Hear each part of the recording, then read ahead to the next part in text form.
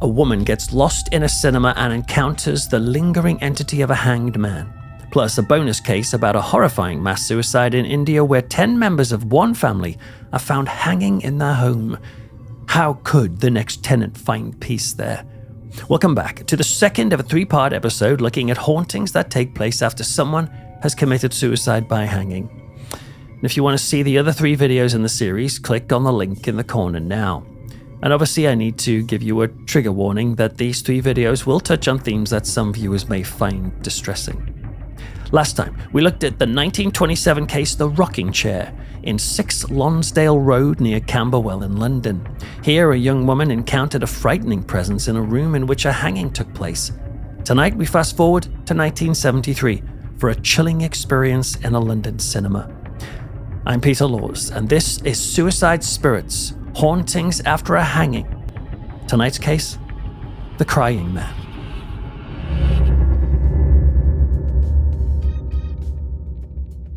Jane Smith was excited to visit London. She lived in a quiet country village in Wiltshire, so the thought of staying in the capital with its amazing, bustling energy and great fashions was an absolute thrill to her.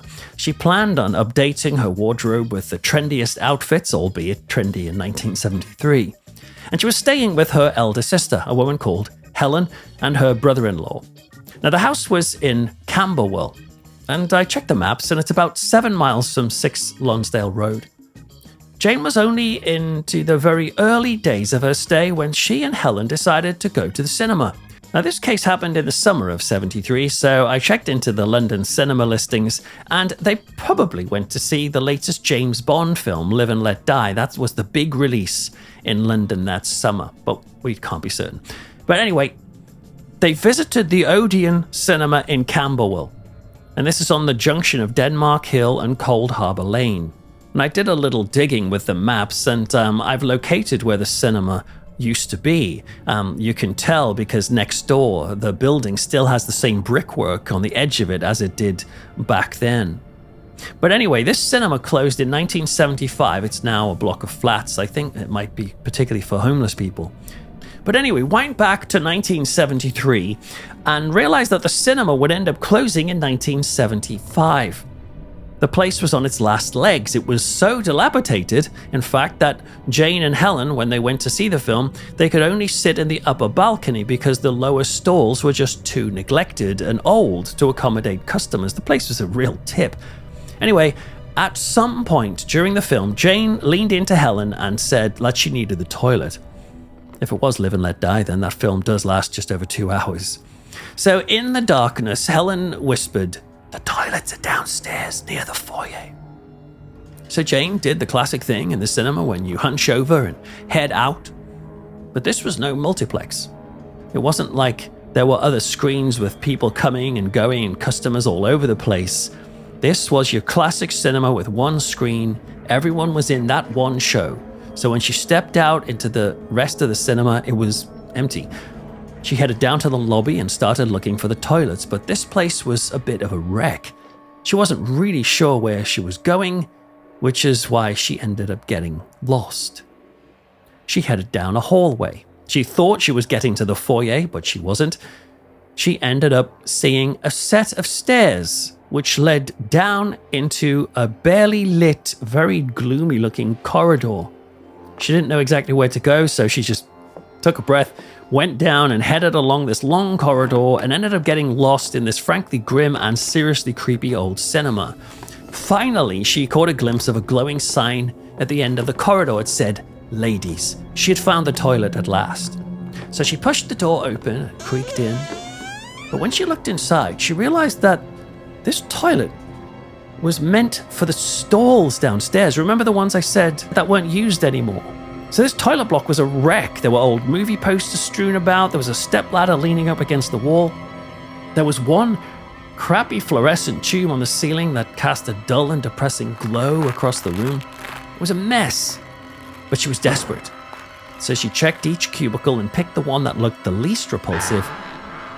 She closed the door, pulled down her trousers or skirts, and sat on the cold seat, which is when she heard the sound.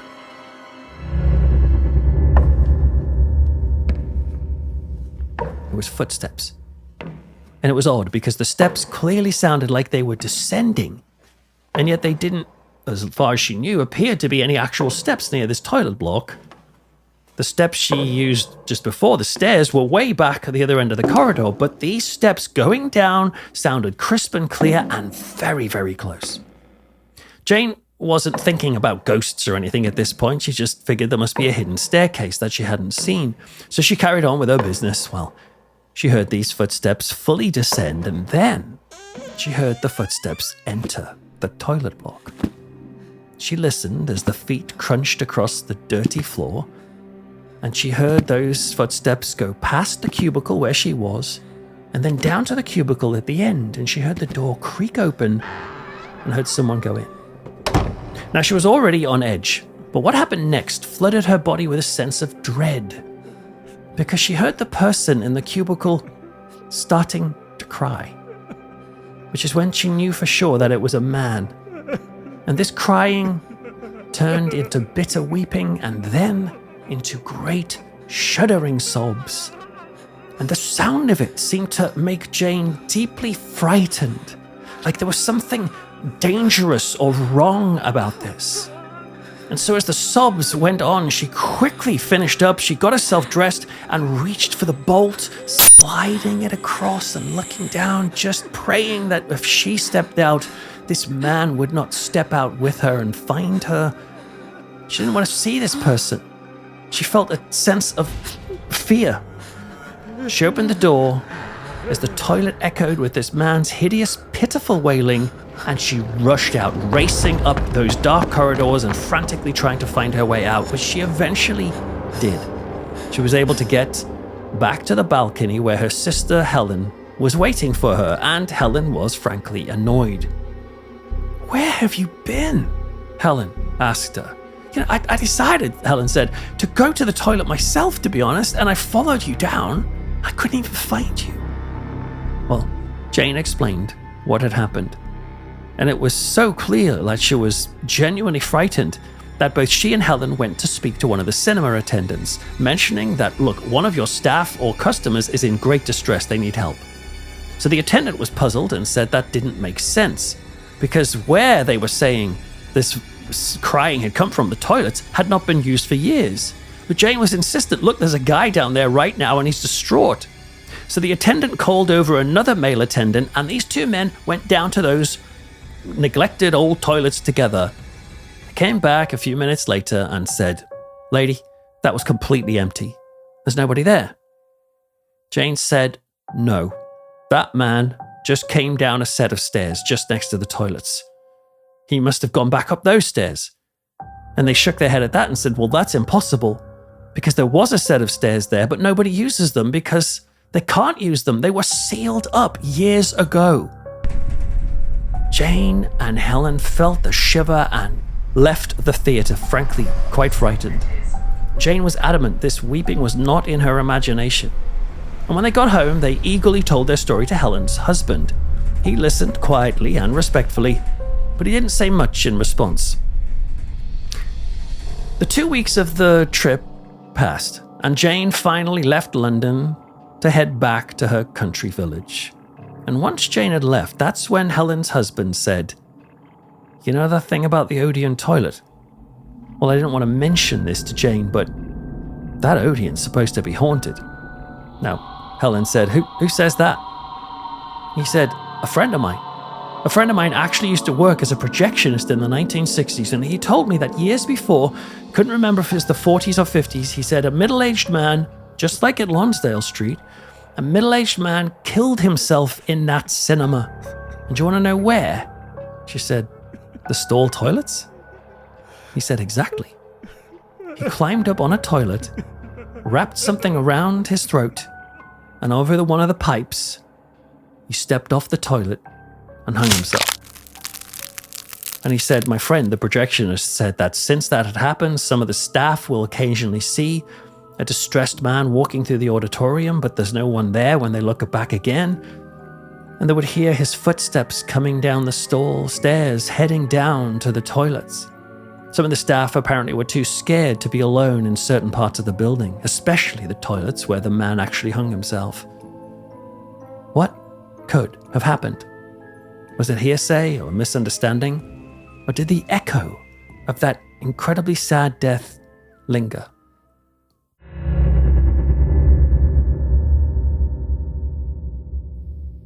Stories of suicide are distressing to think about. You've got to admit that. And there's something about hanging that I personally find particularly unnerving. I think it's just the image of it in my mind. It's such a visceral image. And it can be enough to put people completely off walking into a place, never mind buying a place, if they know what had happened in there. Remember, I said that Fez Probert said she probably wouldn't have moved into that flat if her and her mother had known about the hanging that had happened just 1 year before. I can quite understand that. But this thought doesn't seem to put everybody off. Just like the pathologist, Dr. Mohan Kashyap, who spoke to the Indian Express newspaper in the December of 2019. He decided to move into a house in the Burari district that had recently come on the market. It was at a very decent price, not because the place was physically bad, but because of what had happened to the family that lived there before him. You see, this family who lived in the house before him were called the Chandawat family. They lived in the 3-story house for 20 years. They ran a grocery shop and a plywood business nearby. And yet at 7:15 a.m. on the morning of July the 1st, 2018, a neighbor went to call for them because they used to go for a morning walk with one of the family members. The man was called Gurcharan Singh, and when he came round, he knocked on the door and found the doors open. And when he walked inside, he was met with a sight that is so horrific it beggars belief. 10 members of the family were hanging by nooses in the courtyard of the house. They were blindfolded. Their mouths were taped over. Some had their feet and hands tied. The 80-year-old grandmother's body was in another room. She had been strangled. And yet the police investigation revealed that this was not some sort of mass murder or some gangland killing. It was suicide, mass suicide. Strewn beneath the hanging bodies were 5 stools that 10 family members had probably shared. There were signs of no struggle in the post-mortem. And the investigators even found 11 diaries in the household that had been kept for 11 years. And the diaries contained detailed notes about how this family had planned to kill themselves. The only reason why the grandmother didn't kill herself was not because she was murdered as such, but the notes suggested that she was too weak to stand on the stools like the rest of the family, and so she had to have one of her family kill her. This all was, the police concluded, a strange occult ritual supposedly incited by the spirit of the dead father of the house. The family believed this mass hanging would not end in their deaths. The diaries talked about who would untie each other after the hanging, but of course nobody untied anyone because they didn't make it, they were dead. After this happened, talk in the community quickly moved to the house being haunted, which led to nobody wanting to rent the house again. And yet that pathologist, Dr. Kashyap, was very happy to move into this home where 11 people had died, 10 of which by hanging. For him, he simply felt that he had a great deal on the house. And since he wasn't particularly superstitious or believed in ghosts, he moved in on the December 29th of that year with his family, and his plan was to set up a health diagnostic center where he could carry out blood tests, x-rays, ECGs for parents. But despite him saying he's not superstitious, before he moved in, he did carry out a yanya ritual, which is a Hindu ritual carried out in front of a sacred fire. This ritual uses chants, mantras, and offerings to purify the space in which it is carried out.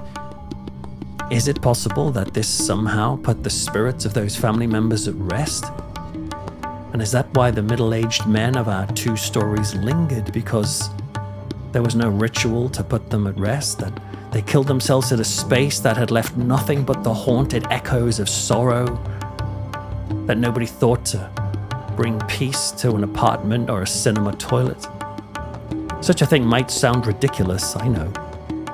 But for Fez and Jane, who experienced that latent sorrow in that moment, they may well have wished someone truly had done something to cleanse those spaces.